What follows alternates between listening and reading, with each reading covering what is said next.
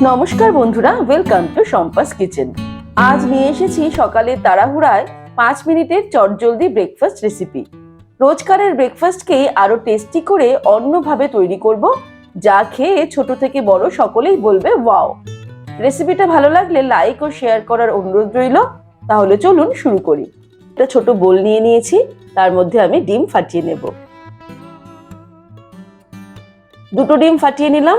এবারে এর মধ্যে দিয়ে দেব 1/4 টিস্পুন নুন, দুটো কাঁচা লঙ্কা কুচিয়ে নিয়েছি সেটা দিয়ে দিলাম।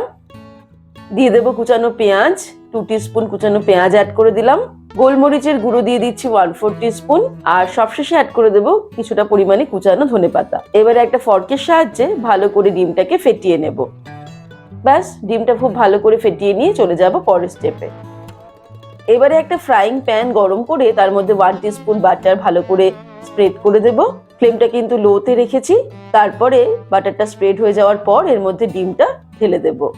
ডিমটা ঢালার আগে আরো একবার ভালো করে ফেটিয়ে নেব। ডিমটাকে ফ্রাইং প্যান বরাবর একবারে ছড়িয়ে দেব। ডিমের মধ্যে 2 পিস পাউরুটি এইভাবে ডিপ করে নিয়ে তুলে নেব। তারপরে 2 পিস পাউরুটি তুলে নেওয়ার পর এবারে বাকি আরো 2 পিস পাউরুটি এইভাবে প্রথমে এক পিঠটা লাগিয়ে নিয়ে তারপরে উল্টে দেব। দুটো পাউরুটি একইভাবে সাইড ওয়াইজে বসিয়ে দিলাম।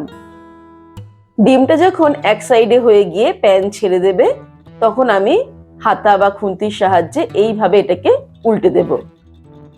উল্টে দেওয়ার পর কিছুটা পরিমাণে গোলমরিচের গুঁড়ো এইভাবে ছড়িয়ে দেব। তারপরে দুখানা চিজের স্লাইস এইভাবে পাউরুটি বরাবর বসিয়ে দেব।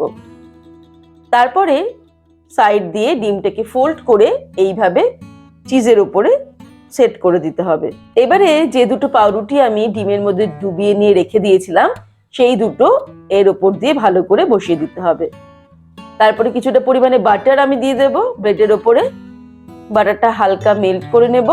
তারপর এটাকে এইভাবে উল্টে দিতে হবে। নিচের দিকটা যেহেতু বাটার লাগিয়ে দিয়েছিলাম, তাই বাটারে আমরা হতে দেব আরো 1 থেকে 2 মিনিট। লো ফ্লেমে 1-2 মিনিট রান্না করে নিলাম। এবার আমরা এটাকে গরম গরম তাওয়া থেকে তুলে নিয়ে সার্ভ করব। ব্যাস, তৈরি হয়ে গেল খুব সহজে 5 মিনিটের চটজলদি ব্রেকফাস্ট রেসিপি। এবারে আপনারাও একবার এইভাবে বাড়িতে ট্রাই করে দেখতে পারেন। আশা করি পরিবারের সকলের ভালো লাগবে, নতুনত্ব লাগবে। রেসিপিটা ভালো লাগলে লাইক ও শেয়ার করার অনুরোধ রইল। আর এমনই দারুণ দারুণ রান্নার সহজ রেসিপি দেখতে আজই শম্পাস কিচেন সাবস্ক্রাইব করে নিন। ভালো থাকবেন, সুস্থ থাকবেন। আমি আবার হাজির হব নতুন নতুন রেসিপির সঙ্গে। নমস্কার।